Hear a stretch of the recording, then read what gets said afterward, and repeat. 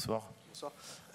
Après Sturm Graz et Salzbourg, voilà, vous allez affronter le Bayer Leverkusen, donc le curseur s'élève un peu, le niveau s'élève un peu. Est-ce que vous abordez cette rencontre différemment face au champion d'Allemagne en titre?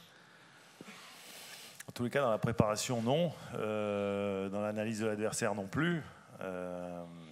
Après, bien sûr, on sait qu'on va rencontrer un adversaire de grande qualité, avec un adversaire en plus qui, je pense, a séduit l'Europe entière la saison dernière et qui continue à le faire aussi sur cette première partie de la saison. Donc voilà, un adversaire très très fort, donc il est évident que le niveau monte pour nous. Mais après, dans notre méthodologie, dans notre manière d'aborder les matchs, rien n'a changé. Il faudra juste qu'on soit à notre meilleur niveau, je pense, demain sur ce stade du Rodourou pour pouvoir faire un résultat, tout simplement. Bonsoir, une question à vous deux. En quoi justement ces deux premiers matchs, a fortiori 2 victoires, vont vous aider? Est-ce que ça va vous porter de la confiance? C'est déjà une expérience, le fait de revenir dans un stade aussi que vous connaissez. Voilà. Qu'est-ce que vous allez pouvoir retirer de ces 2 premières expériences positives? La réponse est un peu dans ta question. Je pense que ça a été de belles expériences, et aussi en termes de confiance et d'approche de cette compétition. C'est vrai que moi, dans ma première causerie pour le premier match, j'avais essayé de convaincre les joueurs que s'ils étaient là, c'est parce qu'ils le méritaient tout simplement et qu'il n'y avait pas de complexe à faire. Surtout qu'en plus, je pensais sincèrement qu'on était du niveau des 2 premières équipes qu'on avait affrontées, et on l'a prouvé après sur le terrain. Maintenant, c'est évident qu'on sait qu'on va avoir des adversaires d'un autre calibre qui vont maintenant arriver dans les prochains matchs et dès demain. Mais en même temps, comme je dis, je souhaite le meilleur pour mes joueurs, et donc le meilleur, on va leur proposer demain. Donc ce sera un formidable défi, un formidable challenge, et je pense qu'il faut qu'on le prenne comme ça. Il n'y a pas d'avoir déjà 6 points après 2 matchs. Je crois que demain, en fait, on a tout à gagner. Donc autant bien, j'allais dire, aborder ce match, mordre dedans, prendre du plaisir, même si ça va être dur, même s'il va falloir faire des efforts, même si il va falloir mettre tous les ingrédients d'un match de haut niveau. Mais en tous les cas, se lancer à corps perdu dans ce match, je pense que c'est la meilleure des solutions pour pouvoir faire un résultat. Après Ludo, peut-être qu'il a une autre approche, puisque c'était une question à nous deux. Donc, Non, bien sûr que ça nous donne de la confiance. Voilà. C'était nos 2 premiers matchs de Ligue des Champions. On a pris 6 points, donc forcément, tu ne peux pas faire beaucoup mieux, quoi. Voilà. En plus, on a mis des buts, donc non, demain, voilà, on sera très concentré pour faire un grand match, parce que je sais que, voilà, avec mon passé en Allemagne, que c'est une très grosse équipe. Donc il va falloir être quasiment parfait demain pour gagner ce match. Ludovic, justement, toi qui étais en Allemagne l'année dernière, comment tu perçois cette équipe du Bayer Leverkusen? Tu l'as jouée, comment tu la vois? C'est une très grosse équipe. L'année dernière, ils étaient invaincus en championnat. Ils ont perdu qu'un match en finale de Ligue Europa, donc forcément, on s'attend à avoir du lourd demain. Mais voilà, c'est sur un match, tout est possible. Et on va faire en tout cas le maximum pour faire le meilleur résultat possible demain. Bonjour, je vais vous poser une question chacun, comme ça on va gagner du temps. Les matchs s'enchaînent, et donc tu nous expliquais qu'il y avait des réflexions sur chaque match individuellement, mais forcément les dynamiques aussi jouent. Est-ce que le résultat nul par rapport à une victoire qui vous tendait les bras contre Rennes change quelque chose à ta perception pour ce match-là, ou pas du tout?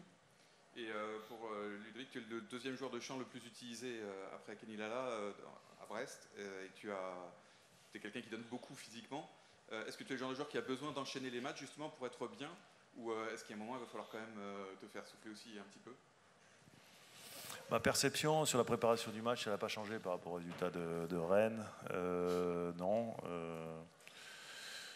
Il y avait la volonté d'aligner une équipe au départ avec des changements qui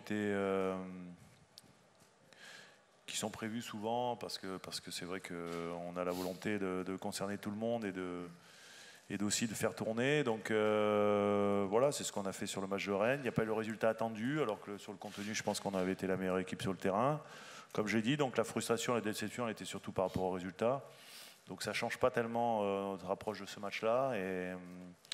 Et c'est vrai que sur ce que j'avais pu imaginer entre le 11 qui a démarré contre Rennes et le 11 qui va démarrer demain, je pense qu'il y aura évidemment, enfin pas évidemment, mais je pense sincèrement qu'il n'y aura pas de changement par rapport à ce que j'avais prévu. Donc voilà, non, à ce niveau-là, non. Maintenant,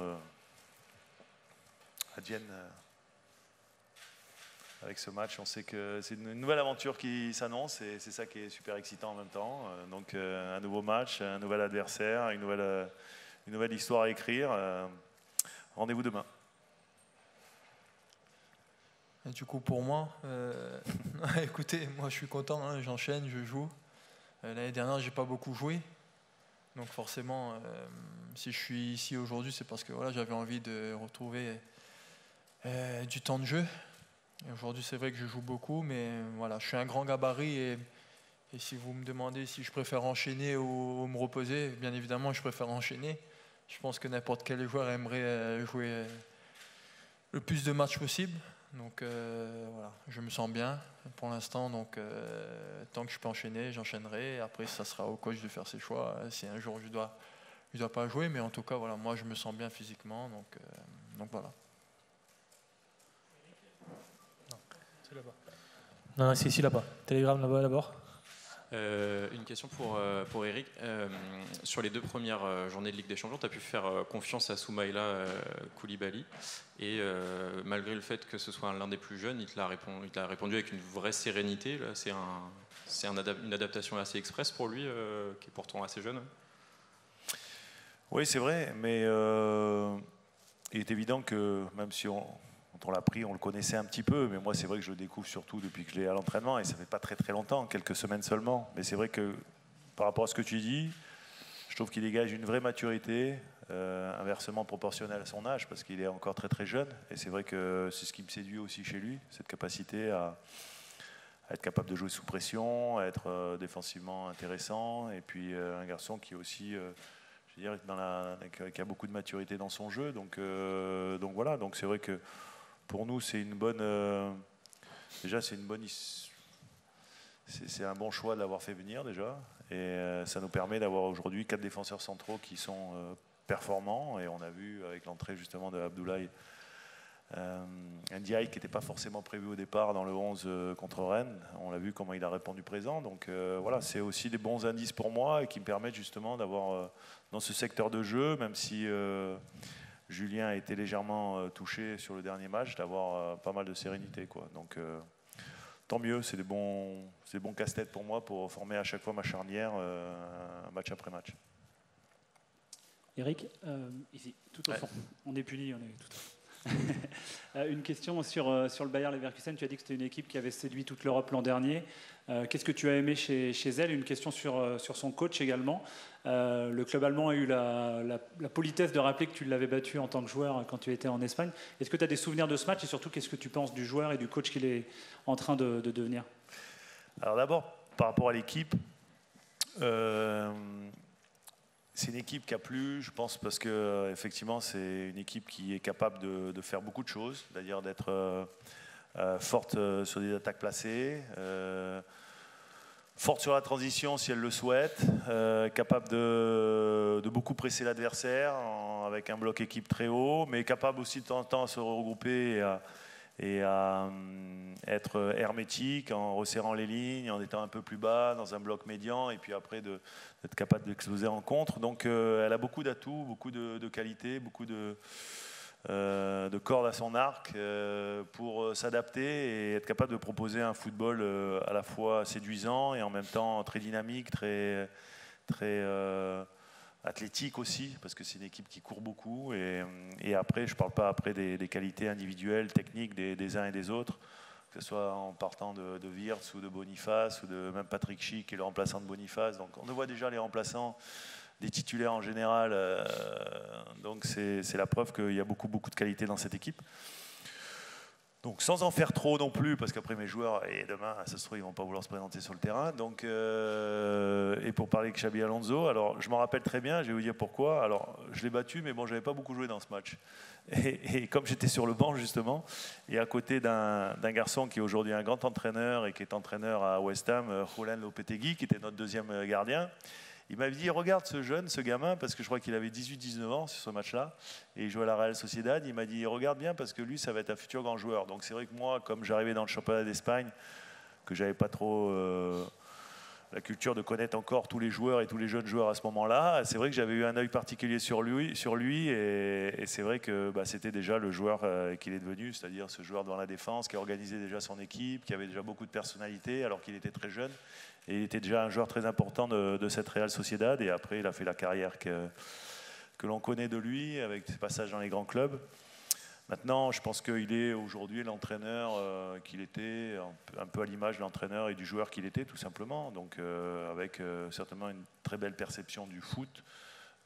C'était un garçon qui avait un QI football très élevé quand il jouait. Et je pense que aujourd'hui, ça lui sert beaucoup dans l'analyse de l'adversaire, dans l'analyse de ce que son équipe doit faire. Donc voilà, il est promis aujourd'hui à être un entraîneur que l'Europe va s'arracher, les très grands clubs. Donc voilà, après, il est déjà dans un très très grand club aujourd'hui. Et pour lui, en tous les cas, c'est une magnifique carrière qui s'annonce, quoi. Gaëtan ? Oui. Bonsoir. Vous avez impressionné pas mal de monde en démarrant cette Ligue des Champions avec 2 victoires. À quoi est dû ce fantastique début de parcours? Est-ce que c'est aussi de la fraîcheur finalement de découvrir cette compétition-là? À quoi est dû déjà la qualité de l'équipe? Je pense que, alors on a parlé des qualités de cette équipe de Leverkusen, on en a quelques-unes aussi, peut-être sur le papier un peu moins, mais en tous les cas, on a aussi, et on aura notre mot à dire. En tous les cas, c'est ce que je souhaite. Je souhaite que l'équipe soit pas inhibée, je souhaite que l'équipe joue comme elle sait le faire.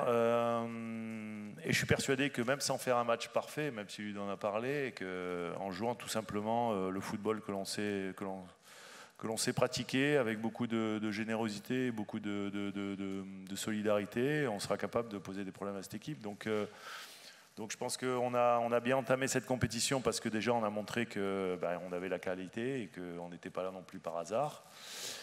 Et puis aussi parce qu'effectivement, tu l'as dit, il y a aussi cette découverte de cette compétition, il y a certainement beaucoup d'enthousiasme par rapport à ça, de concentration, de tout ça, parce que forcément quand tu es inquiet, que tu prépares un match, tu es beaucoup plus concentré, solidaire, beaucoup plus,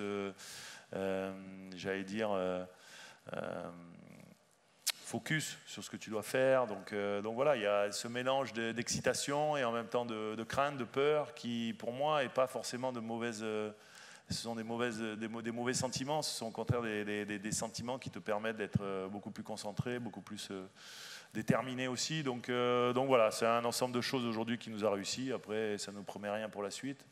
Essayons d'être déjà nous-mêmes et ça sera déjà quelque chose d'important. Bonsoir Eric. Bonsoir. Deux petites questions, sur les supporters et la ville. Je me suis allé me balader aujourd'hui dans la ville et ce qui ressort même chez les gens qui ne sont pas forcément fans de foot, c'est le mot fierté, ce que vous apportez, ce que cette équipe-là fait pour la ville et sa renommée. Est-ce que vous avez conscience de ce que vous êtes en train de réaliser de ce point de vue-là? Est-ce que vous le sentez quand on se balade dans la ville, quand on parle aux gens? Et une petite question plus sportive, ça fait quoi de porter presque à vous tout seul le coefficient UEFA français sur vos épaules? Alors, rassurez-moi, vous êtes baladé à Brest, pas à Guingamp. Je me suis baladé à Brest. Ah, d'accord. Okay. Non, on est conscient de tout ça parce qu'on a eu beaucoup de témoignages de sympathie, d'abord de professionnels du foot sur la saison dernière et sur la saison qu'on a faite l'année dernière, qui était une saison exceptionnelle, il faut quand même bien le reconnaître. Donc on a eu beaucoup de témoignages de sympathie, c'est vrai que ça flatte l'ego, c'est vrai que ça fait toujours plaisir. Après, bien sûr qu'on est conscient aussi d'apporter quelque chose aux gens, et c'est aussi pour ça qu'on fait ce métier. Je pense que quand on est joueur aussi, ça fait partie aussi de notre métier. On a envie de s'épanouir dans ce que l'on fait, quel que soit le métier, et notamment quand on est joueur de football, mais on a aussi envie quelque part de partager des moments de communion avec des gens qui vous aiment bien, qui sont ou des suiveurs ou des supporters et c'est vrai qu'à Brest, je dois dire que je suis chanceux parce que depuis que je suis arrivé en janvier 2023 pour l'opération maintien, j'ai toujours ressenti un public très concerné, très positif, même si quand je suis arrivé c'était des moments compliqués. Donc un environnement toujours favorable et un public qui était toujours derrière son équipe, quels que soient les moments difficiles qu'ils ont pu passer à un moment donné. Et c'est vrai qu'aujourd'hui, on va dire que par rapport aux résultats, il est évident que c'est encore un peu plus jouissif parce que je pense que le supporter brestois, s'il y a 2-3 ans en arrière, on lui avait dit qu'il allait vivre ce qu'on a vécu la saison dernière et ce qu'on est en train de vivre en ce moment, il n'aurait peut-être pas imaginé. C'était difficile à. Donc voilà, après. Il faut toujours garder aussi, nous, de notre côté, les pieds sur terre, beaucoup d'humilité dans le travail, savoir qu'en foot, tout va très vite et que c'est la meilleure attitude, en tous les cas, pour essayer de faire perdurer cet état de grâce, un petit peu, qui est la nôtre. Maintenant, on sait que voilà, le sport de haut niveau, il faut sans cesse se remettre en question et que ce n'est pas la chose la plus simple. Non. Ludo, comment, retour, une nouvelle question par rapport à Leverkusen.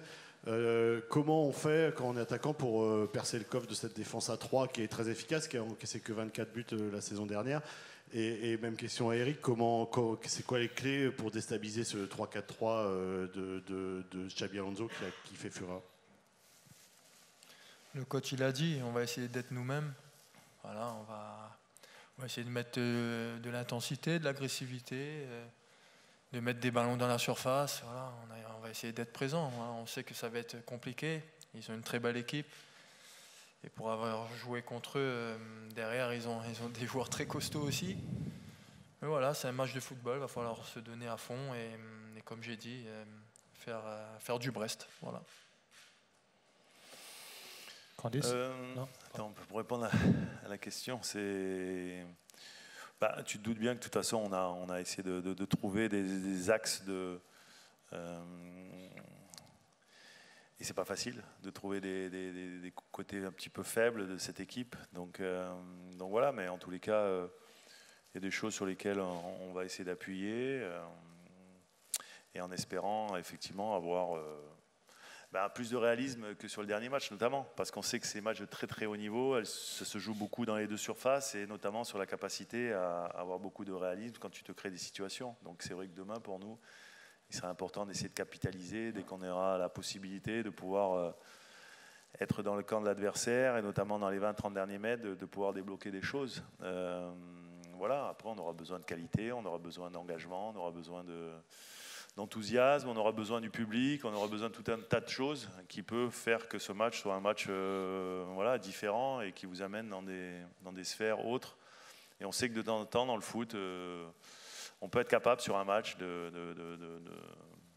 par tout un tas d'ingrédients de se sublimer et de faire un résultat qui peut paraître au départ assez irréalisable. Donc voilà, on est là-dessus. Maintenant, on ne va pas non plus dévoiler tout ce qu'on a imaginé pour ce match, parce qu'autrement, ce serait trop facile pour Xabi Alonso, qui déjà va certainement nous écouter et dans cette conférence de presse. Donc, on n'a pas besoin de lui rendre la tâche plus facile. Bonjour Eric. Bonjour. Déjà une première question sur l'équipe, le groupe, les petits bobos. Est-ce qu'il y aura des incertitudes? Qui va pas bien? Et deuxième question peut-être pour Ludovic. Jusqu'à présent, Brest était finalement la surprise. Vous avez surpris lors des 2 premiers matchs. Est-ce que vous attendez à avoir un autre regard de la part des adversaires désormais? Merci. Alors, sur les incertitudes, il y a Julien Cardinal qui était avec le groupe ce matin et qui a fait une séance, j'allais dire, aménagée, mais qui ne sera pas dans le groupe au final, parce qu'on ne veut pas prendre de risques. Mais après, autrement, tout le monde est sur le pont, avec des joueurs qui sont, à mon sens, et les 22 joueurs, parce que, enfin, on sera 23 parce qu'on va prendre 3 gardiens du coup, mais avec les 23 joueurs qui seront effectivement tous opérationnels. Donc après, au staff de faire des choix pour qui démarrera et qui rentrera en jeu. Dernière question. Non, c'est la question. Il y a une question pour Ludo aussi. Ouais, s'il nous voit comme une surprise ou pas, j'espère. En tout cas, je ne sais pas si le regard des autres ont changé. Il va falloir leur poser la question, mais nous, on fait notre petit bonhomme de chemin, on avance, voilà, on fait ce qu'on sait faire. Et après, eux, comment ils nous voient, je ne sais pas. On verra demain. Bonjour Eric, Thomas de Saint-Léger, RFI. Si j'ai bien compris votre réponse précédente, Abdallah Sima est dispo pour demain. À quel point sa réussite sur les 2 premières rencontres a-t-elle pu peut-être libérer aussi ses coéquipiers autour de lui, faire tomber peut-être certains complexes? Merci. Non, je crois qu'Abdallah, on l'a pris parce qu'on considérait qu'il y avait des qualités, qu'il pouvait nous aider, que c'était un garçon qui avait fait une bonne saison l'année dernière avec pas mal de stats aux Glasgow Rangers, qui s'était déjà illustré en Coupe d'Europe. Alors, je crois que ce n'était pas forcément la même compétition, mais en tous les cas, voilà, on sait qu'il avait les qualités. On cherchait aussi un joueur pour pouvoir occuper ce couloir gauche. C'est un garçon qui peut jouer, c'est vrai, sur le couloir, mais qui peut jouer aussi dans l'axe, donc il nous donnait des solutions autres. Et puis après, il a cette vitesse, cette puissance aussi, qu'on n'avait pas forcément dans l'effectif. Donc c'est vrai que c'est très agréable de l'avoir vu tout de suite être décisif, parce qu'il a marqué des buts importants. Et notamment dans cette compétition. Donc voilà, forcément quand tu as un joueur qui est décisif et qui sort un gros match, il est évident que c'est mieux pour les partenaires, c'est mieux pour le collectif. Donc voilà, mais aujourd'hui en fait il remplit ce qu'on imaginait qu'il était capable de faire. Et on espère que demain, s'il est aligné, s'il joue, effectivement, qu'il puisse être encore un joueur important du match.